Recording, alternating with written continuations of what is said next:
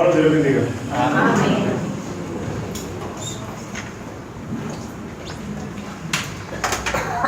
En Estados Unidos, en alguna ocasión, un video que corre mucho por las redes sociales, se observa el juicio de un hombre. Uno que realizó varios asesinatos de mujeres, un asesino en serie.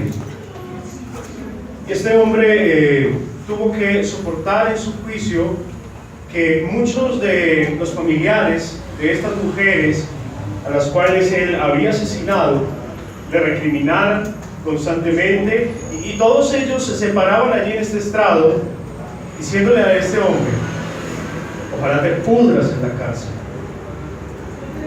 ojalá pagues todo el dolor que yo estoy viviendo por la pérdida de mi hija, por la pérdida de mi hermana. Y así pasaban todas estas familias, hasta que llegó un hombre que asistía o asiste a una iglesia.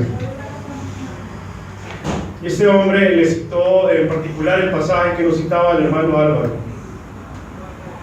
para poder yo recibir el perdón de Dios, te tengo que perdonar. Y este hombre, a pesar de haber perdido a su hija, fue y abrazó a este hombre, al asesino de su hija, y le dijo: yo te he perdonado. De inmediato el asesino en serie quebró en llanto, porque encontró en este padre, al que él mismo le había quitado su hija, encontró un perdón. Vamos a leer en el Evangelio de Mateo una parábola que el Señor Jesucristo a nosotros nos regala en el capítulo 18 del Evangelio de Mateo, en el verso 23. Por lo cual el reino de los cielos es semejante a un rey que quiso hacer cuentas con sus siervos, y comenzando a hacer cuentas le fue presentado uno que le debía 10,000 talentos.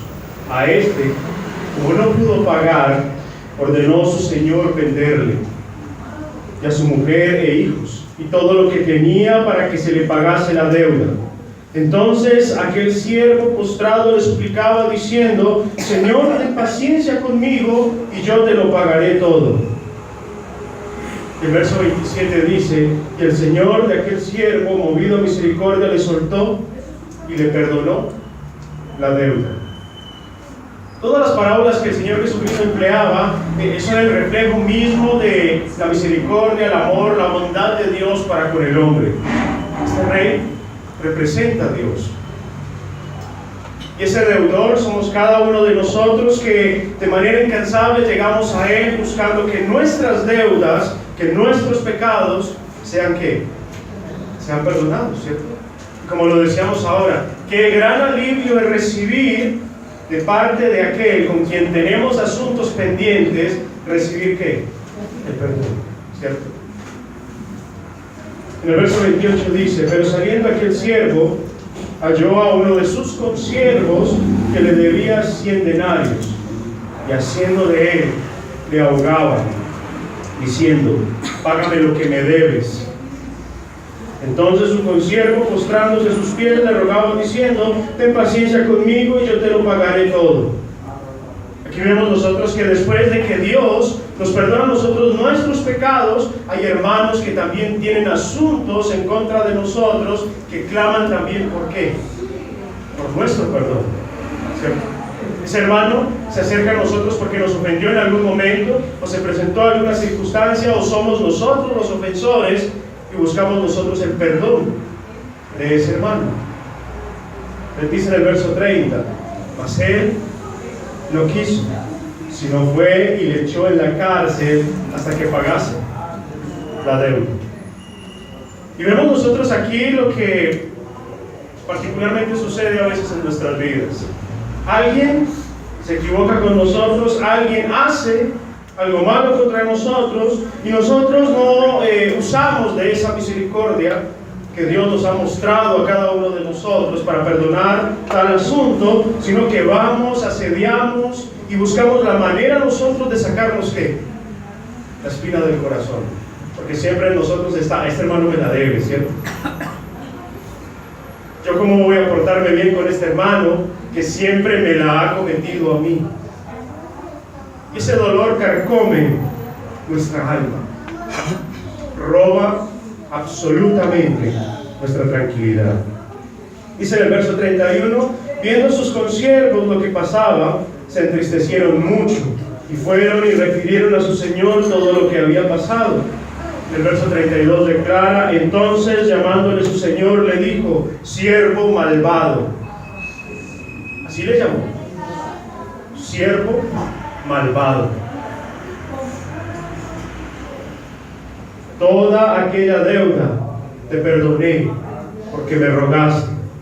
¿No debías tú también tener misericordia de tu consiervo como yo tuve misericordia de ti? Esa es la pregunta que nos hace el Señor Jesucristo a cada uno de nosotros. Nosotros buscamos el perdón para con Dios, buscamos que Él perdone todos nuestros pecados, todas nuestras faltas, todas nuestras deudas y todo lo malo que hacemos delante de Él diariamente, pero nosotros al hermano no. Difícil, ¿cierto? Difícil. Ese hermano ni me ofendió, ese hermano a mí me está buscando la caída, ese hermano a mí me está atacando. Difícil, ¿cierto? Pero si nosotros constantemente, por las mañanas, al mediodía, por las noches, llegamos a Dios en oración y le decimos a Dios, perdona mis pecados, perdona mis faltas, pero aún en mi corazón no hay ¿qué? Perdón hacia mis hermanos. Verso 34 dice, entonces su Señor, Dios, enojado, le entregó ¿a quién? A los verdugos, hasta que pagase todo lo que debía. Una frase particular que me han escuchado decir es, al cielo no vamos a entrar nosotros con enemistades. Porque si no nos aguantamos aquí en la tierra, si no somos nosotros capaces de lidiar con nuestras dificultades, capaces de perdonar a nuestros hermanos, imagínense tener que verlo allá en toda la eternidad, ¿cierto? Donde no hay tiempo. Tener que verlo siempre, por toda la eternidad. Así también mi Padre Celestial, verso 35 dice, hará con vosotros, si no perdonáis de todo corazón, cada uno a su hermano, sus ofensas. No habla de un perdón a medias. No habla de, hermano, usted me hizo dos, le perdono una y la otra la dejamos ahí, ¿cierto? Palabra de Dios dice, de todo corazón, absolutamente todo. En el Antiguo Testamento, en Génesis, capítulo 4, encontramos nosotros la historia de los hijos de Adán y Eva, Caín y Abel. Estaba Caín, estaba Abel, se presentaron delante de Dios, llevaron una ofrenda delante de Dios, y a Dios le agradó más la ofrenda de Abel que la de Caín. Y dice la palabra de Dios en este contexto del capítulo 4, que a Caín se le declinó su semblante, ¿cierto? Se enfureció contra su hermano. Caín, dejándose apoderar de la maldad, invadió su corazón, invita a su hermano al campo, y estando los dos allí juntos, mata a quién? Mata a su hermano. Una gran tragedia, debido a ¿qué? A no resolver. Asesina a su hermano en el campo. Y dice en el verso 9, cuando ocurre toda esta situación, y Jehová dijo a Caín, ¿dónde está Abel, tu hermano? Y él respondió, no sé. Y hace una pregunta en particular que hace Dios a cada uno de nosotros. ¿Soy yo acaso guarda de mi hermano? No la hace Dios, a veces la hacemos nosotros. Respondemos de esta manera. en esa necedad, en ese delito que había cometido Caín, por causa de no perdonar, por causa de dejarse llevar por el odio y el rencor, le responde con esta pregunta a Dios. Y adivinen cuál es la respuesta. Mateo capítulo 18. Usted se lo lee todo. El contexto del capítulo 17 se observa que nosotros sí somos guardas de nuestros hermanos, ¿cierto?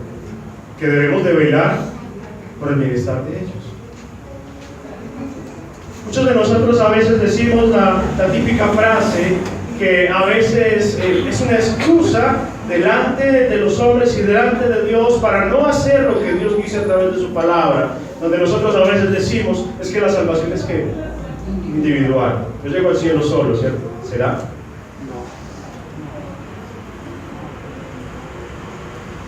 Obvio.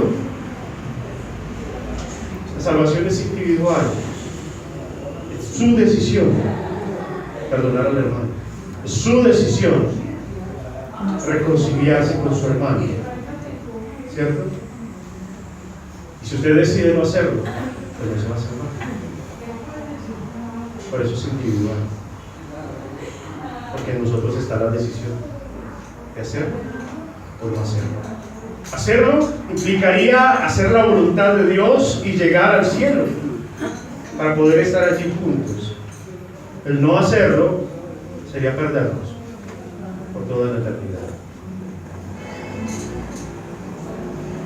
Hermanos, vuelvo y reitero esta frase, que la grabemos nosotros en nuestro corazón, en nuestra mente, que la recordemos al levantarnos, al acostarnos, en todo momento. Al cielo no vamos a entrar si tenemos enemistades. No vamos a llegar nosotros al cielo así. Y en la iglesia de Cristo no tiene por qué suceder eso. Jamás. Y como dice Dios, y si nosotros nos queremos parecer a la iglesia del primer siglo, en Hechos capítulo 4, en el verso 32, declara la palabra de Dios y dice de la siguiente manera: y la multitud de los que habían creído eran de un corazón y un alma, y ninguno decía ser suyo propio nada de lo que poseía, sino que tenían todas las cosas en común. Este es el ejemplo de la iglesia primitiva. Por eso cuando los apóstoles se alzan y empiezan la predicación del evangelio, vemos nosotros cómo se convierten 3,000 y luego de ellos se convierten 5,000, porque el testimonio de ellos hacia el mundo era de ¿qué? Reconciliación, hermandad, tener en común todas las cosas, ¿cierto? Ayudarnos mutuamente. No pierda su alma, no perdamos el alma. Considero que ninguno de los que estamos aquí queremos ir al infierno, ¿cierto? Ninguno. Y usted se va a perder por no solucionar las cosas con su hermano. Ese dolor no solamente le va a generar el fracaso en esta vida, sino también ¿dónde? Nos va a generar el fracaso. Dios le bendiga, hermanos.